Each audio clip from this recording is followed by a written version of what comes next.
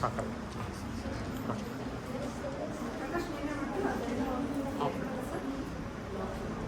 Start ಆದಮೇಲೆ ಮಾಡೋದು ಬೇಡ ಅಷ್ಟೇ ಬಟನ್ ನಾನು ಓಕೆ.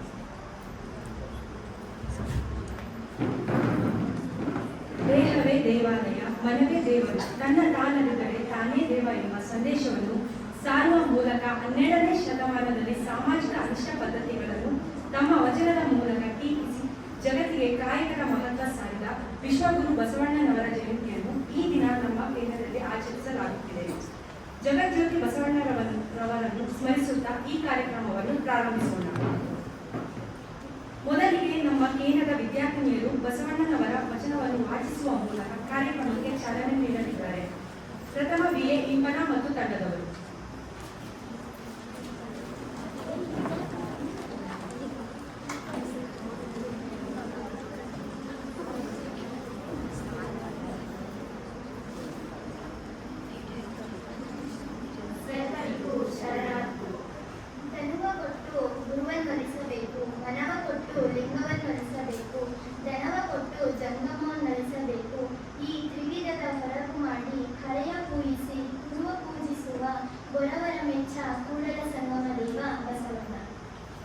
ಲೋಕದ ದುಃಖ ನೀವೇ ಕೇಳಿದ್ದೀರಿ, ನಿಮ್ಮ ತನ್ವ ಸಂತೈಸಿಕೊಳ್ಳಿ, ನಿಮ್ಮ ಮನವ ಸಂತೈಸಿಕೊಳ್ಳಿ. ನೆರೆಮನೆಯ ದುಃಖಕ್ಕೆ ಅಳುವುಗಳ ವೆಚ್ಚ ಕೂಡಲ ಸಂಗಮ ದೇವ ಬಸವಣ್ಣ. ನಾದಪ್ರಿಯ ಶಿವನೆಂಬರು ನಾದಪ್ರಿಯ ಶಿವನಲ್ಲಯ್ಯ, ವೇದಪ್ರಿಯ ಶಿವನೆಂಬರು ವೇದಪ್ರಿಯ ಶಿವನಲ್ಲಯ್ಯ. ನಾದವ ಮಾಡಿದ ರಾಘವಂಗೆ ಅರೆ ಆಯುಷ್ಯವಾಯಿತು, ವೇದವ ನೋಡಿದ ಬ್ರಾಹ್ಮಣ ಶಿರ ಹೋಯಿತು. ನಾದಪ್ರಿಯನೂ ಅಲ್ಲ ವೇದಪ್ರಿಯನೂ ಅಲ್ಲ, ಭಕ್ತಿ ಪ್ರಿಯ ನಮ್ಮ ಕೂಡಲ ಸಂಗಮ ದೇವ ಬಸವಣ್ಣ. ಕಾಗೆಯೊಂದು ಅದುಳ ಕಂಡರೆ ಕೂಗಿ ಕರೆಯದೆ ತನ್ನ ಬಳಗವನ್ನು, ಕೋಳಿಯೊಂದು ಕುಟುಕ ಕಂಡರೆ ಕೂಗಿ ಕರೆಯದೆ ತನ್ನ ಕುಲವನ್ನೆಲ್ಲವ. ಶಿವಭಕ್ತನಾಗಿ ಭಕ್ತಿ ತಕ್ಷಣವಿಲ್ಲದಿದ್ದರೆ ಆ ಕಾಗೆ ಕೋಳಿಗಿಂತ ಕಡು ಕಷ್ಟ. ಕೂಡಲ ಸಂಗಮ ದೇವ ಬಸವಣ್ಣ.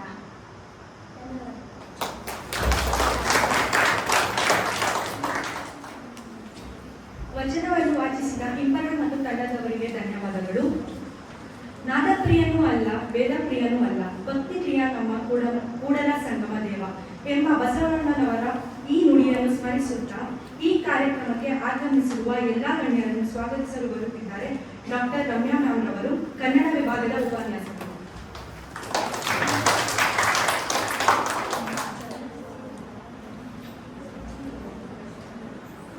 ಎಲ್ಲರಿಗೂ ನಮಸ್ಕಾರಗಳು.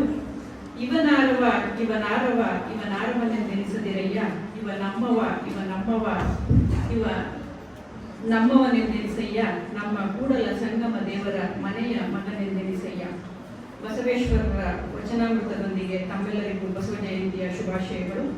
12ನೇ ಶತಮಾನ ಜಗತ್ತು ಮರೆಯಲಾರದ ಮಹಾಯುಗ. ಬಸವಾದಿ ಶರಣರ ಜನ್ಮದಾಳಿ ವಚನ ಚಳವಳಿಯ ಮೂಲಕ ಹೊಸ ಸಂಚಲನವನ್ನು ಸೃಷ್ಟಿಸಿದ ಯುಗ ಅದು. ಇಂತಹ ಒಂದು ಅಭೂತಪೂರ್ವವಾದ ಕ್ರಾಂತಿಯ ನೇತೃತ್ವವನ್ನು ವಹಿಸಿದ ಬಸವಣ್ಣನ ಹೆಸರು ಇತಿಹಾಸದ ಪುಟಗಳಲ್ಲಿ ಚಿರಸ್ಥಾಯಿ.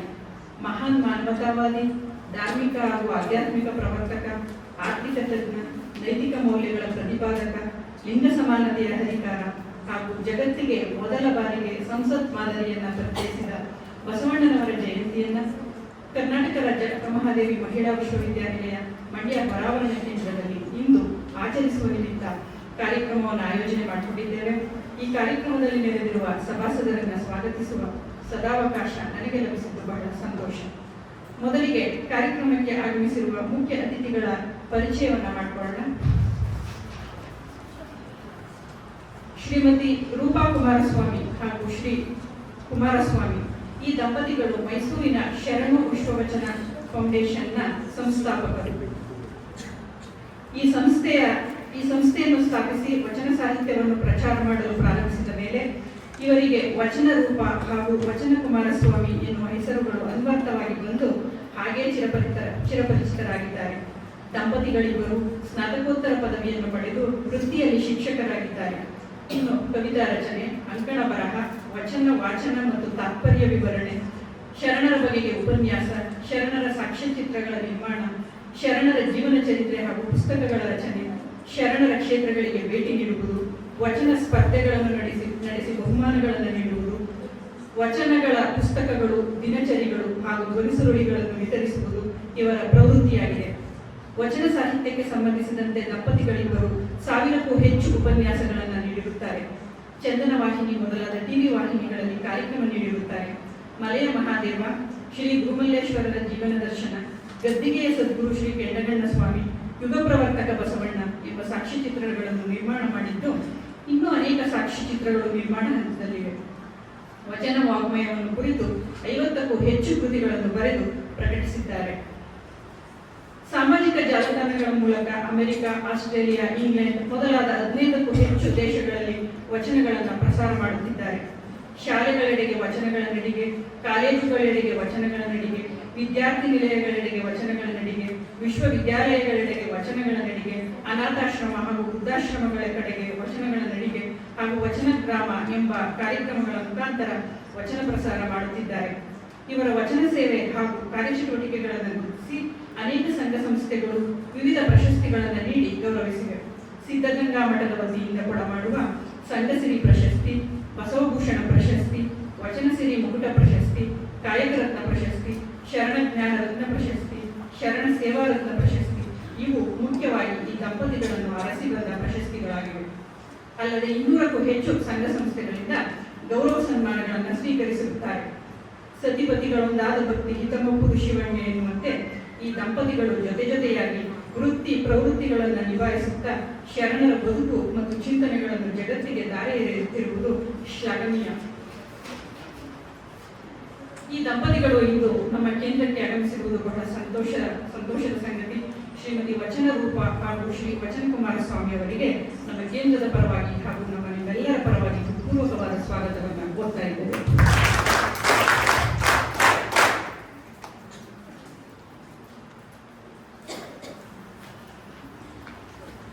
ಈ ಕಾರ್ಯಕ್ರಮದ ಅಧ್ಯಕ್ಷತೆಯನ್ನು ವಹಿಸಿರುವ ನಮ್ಮ ಕೇಂದ್ರದ ವಿಶೇಷ ಅಧಿಕಾರಿಗಳಾದ ಪ್ರೊಫೆಸರ್ ಎಚ್.ಎಂ. ಹೇಮಲತಾ ಮೇಡಮ್ ಅವರಿಗೆ ತುಂಬ ಹೃದಯದ ಸ್ವಾಗತವನ್ನು ಕೋರ್ತಾ ಇದ್ದೇವೆ.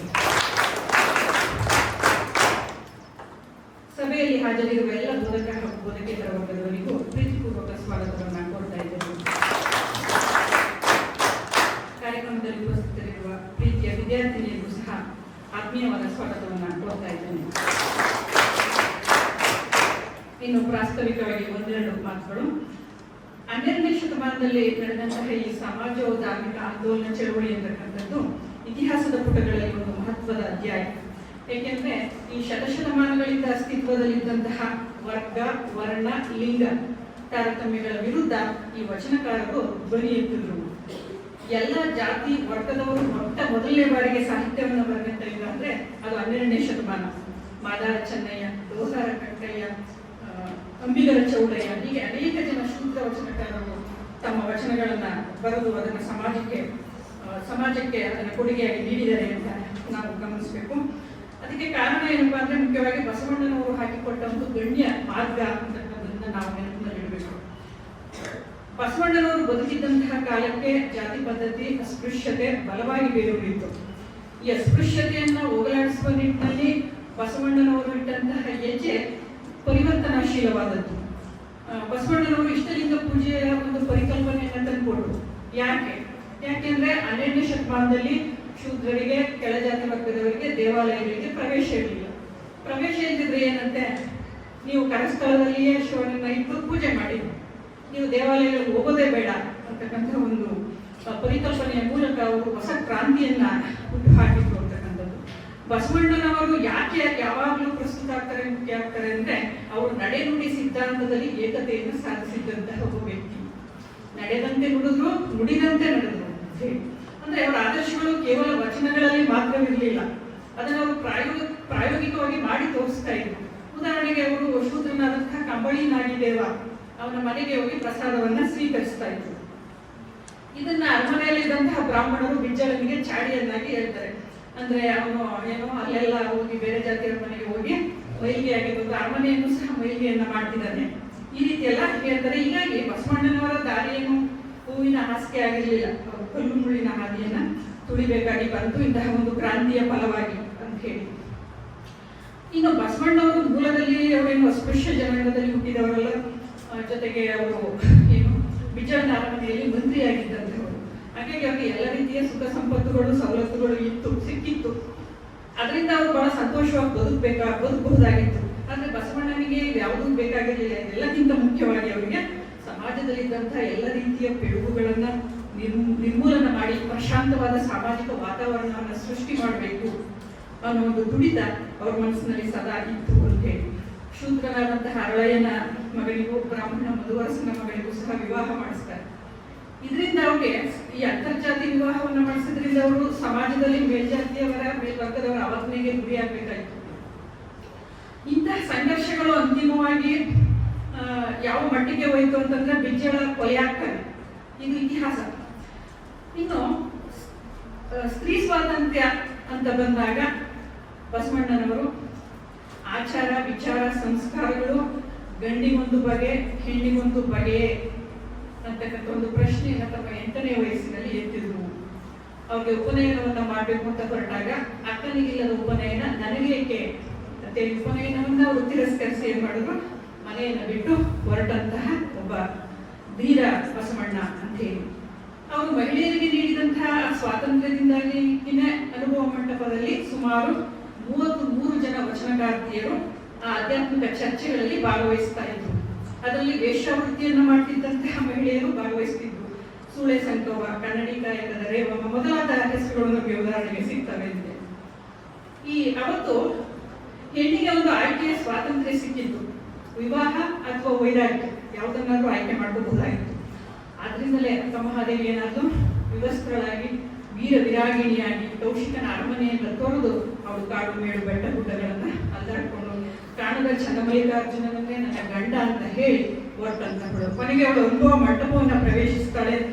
ಆಗ ಅಲ್ಲಮಪ್ರಭು ಅವಳನ್ನ ಬಗೆಯಾಗಿ ಪ್ರಶ್ನೆ ಮಾಡ್ತಾನೆ, ಯಾರನ್ನ? ಅಕ್ಕ ಮಹಾದೇವಿಯನ್ನ. ಇಲ್ಲಿ ನಮಗೆ ಕಾಣಿಸ್ತಕ್ಕಂಥದ್ದು ಎದ್ದು ಕಾಣಿಸ್ತಕ್ಕಂಥದ್ದು ಏನು ಅಂದ್ರೆ ಅಲ್ಲಮನಲ್ಲಿ ಕಾಣ್ತಕ್ಕಂಥ ಒಂದು ಪುರುಷ ರಾಜಕಾರಣ. ಅವರ ಅನೇಕ ಸಂವಾದಗಳು ನಿಮಗೆ ಯೂಟ್ಯೂಬ್ನಲ್ಲಿ ಸಿಗುತ್ತೆ. ಕೆಲವು ಸಿನಿಮಾಗಳಾಗಿದೆ, ಕೆಲವು ಸಂವಾದಗಳು ಗಿರಿಯ ನವಿಲು ಅಂತ ಒಂದು ಕಾದಂಬರಿ ಇದೆ. ಆಮೇಲೆ ಬೇರೆ ಬೇರೆ ಪುಸ್ತಕಗಳಲ್ಲಿ ಮತ್ತೆ ವಚನಗಳಲ್ಲಿಯೂ ಸಹ ನಮಗೆ ಅದು ಗೊತ್ತಾಗುತ್ತೆ. ಅಲ್ಲಮಪ್ರಭು ಮತ್ತೆ ಅಕ್ಕ ಮಹಾದೇವಿಯ ನಡುವೆ ನಡೆದಂತಹ ವಾದಗಳೇನು, ಮಾತುಕತೆಗಳೇನು. ಹೀಗೆ ಇಂತಹ ಒಂದು ಪರಿಸ್ಥಿತಿನಲ್ಲಿ ಅವರು ಆಗೆಲ್ಲ ಪ್ರಶ್ನೆ ಮಾಡಿದ್ರು ಸಹ ಬಸವಣ್ಣವರು ಮಾತ್ರ ಅಕ್ಕ ಮಹಾದೇವಿಯನ್ನ ನನ್ನ ಹೆತ್ತ ತಾಯಿ ಅಂತೇಳಿ ಗೌರವಿಸ್ತಕ್ಕಂಥದ್ದು ಇದೆಯಲ್ಲ, ಅದು ಬಹಳ ಒಂದು ನಾವು ಇವತ್ತಿಗೂ ಸಹ ನೆನೆಸ್ಕೋಬೇಕು. ಅವರು ಸ್ತ್ರೀಯರ ಬಗೆಗೆ ಇದ್ದಿದ್ದಂತಹ ಒಂದು ನಂಬಿಕೆ, ಎಷ್ಟು ಮೌಲ್ಯವನ್ನು ಕೊಡ್ತಿದ್ರು, ಅವ್ರಿಗೆ ಎಷ್ಟನ್ನು ಗೌರವಿಸ್ತಿದ್ರು ಅಂತ ನಮಗೆ ಗೊತ್ತಾಗುತ್ತೆ ಅಂತ. ಹೀಗೆ ಬಸವಣ್ಣನವ್ರ ಬಗ್ಗೆ ನಾವು ಹೇಳಲಿಕ್ಕೆ ಹೊರಟ್ರೆ ದಿನಗಳು ಸಾಕಾಗಲ್ಲ. ಈಗ ನಾವು ಆಲ್ರೆಡಿ ನಮ್ಮ ಕಾರ್ಯಕ್ರಮಕ್ಕೆ ಅತಿಥಿಗಳು ಬಂದಿದ್ದಾರೆ, ಅವರು ಹೆಚ್ಚಿನದಾಗಿ ಇದ್ರ ಬಗ್ಗೆ ನಿಮಗೆ ವಿಚಾರಗಳನ್ನು ತಿಳಿಸ್ಕೊಡ್ತಾರೆ ಹೇಳ್ತಾ ಇದುವರೆಗೆ ನನ್ನ ಮಾತುಗಳನ್ನ ಆಲಿಸಿದಂತ ತಮ್ಮೆಲ್ಲರಿಗೂ ಧನ್ಯವಾದಗಳನ್ನ ಹೇಳಿ ನನ್ನ ಭಾಷಣಗಳನ್ನ ಮುಗಿಸ್ಕೊಳ್ತೀನಿ.